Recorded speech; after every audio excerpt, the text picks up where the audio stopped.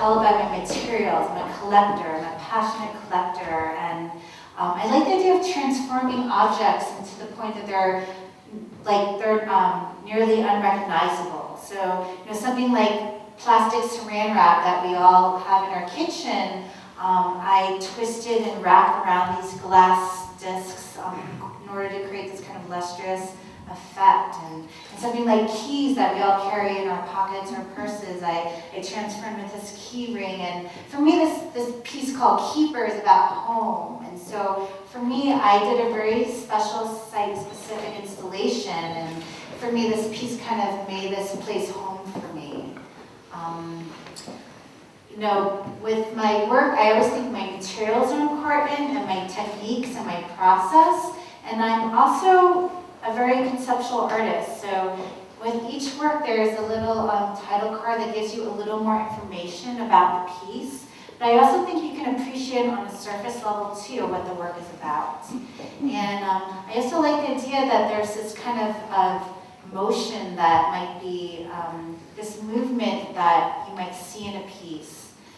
For instance, there's this swing that kind of magically came about. Artists sometimes talk about these happy accidents, and you really have to be in the moment because you never know when a piece speaks differently to you. And they always say your intuition is one of your strongest assets as an artist.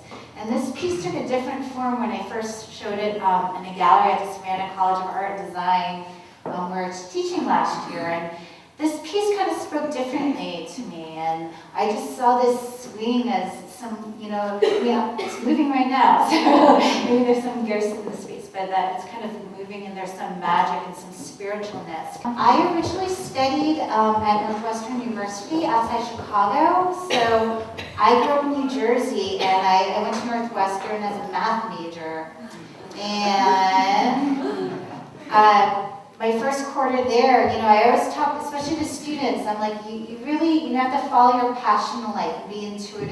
And halfway through my first quarter, my math classes weren't speaking to me. And meanwhile, I love math, don't get me wrong, I think you can see there's math in all works, but all these theater majors were coming home complaining that they had a sew all day costume crew. And I was like, that sounds really fun. I'm like, you get to work on these costumes, and I immediately switched to be a theater major. So I have a costume design background from Northwestern and did some fashion design. And to be honest, I never thought I would be an artist, but since very early on, I was always good at using my hands and being creative. Worked in a jewelry factory in high school, and where I went to college, there was a chainmail store in Evanston, which was, I think, really unheard of because you don't really see people wearing chainmail. But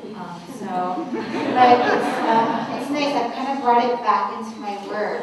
So I always think it's good to, at whatever point you are in life, to be open to what your calling is.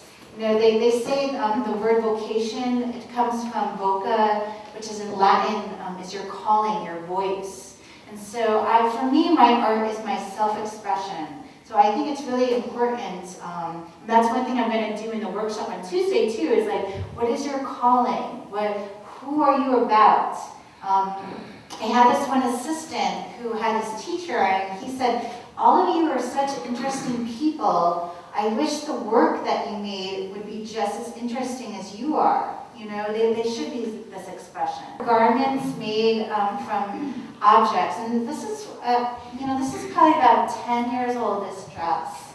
And I've worn it before at an opening with some undergarment, and I always have this performance aspect about me, that they can kind of come alive. So yeah, I always think that was my perk to finish it. I was like, if I finish it, I can wear it. So that was like, okay. I never time anything, but they tend to be very labor-intensive processes. Wrapping the glass, twisting it, and wrapping each piece, then building this steel cage, and then there's this crocheted horsehair that's around all the edges of the steel rebar. So it reminds me of Eva Hasselot. She always had these gestures and these movements, and they're very meditative in a way. And for me, there are times where I can kind of think about the work being made. But as you know, for me, it's like as the work gets bigger, it encourages me to complete it.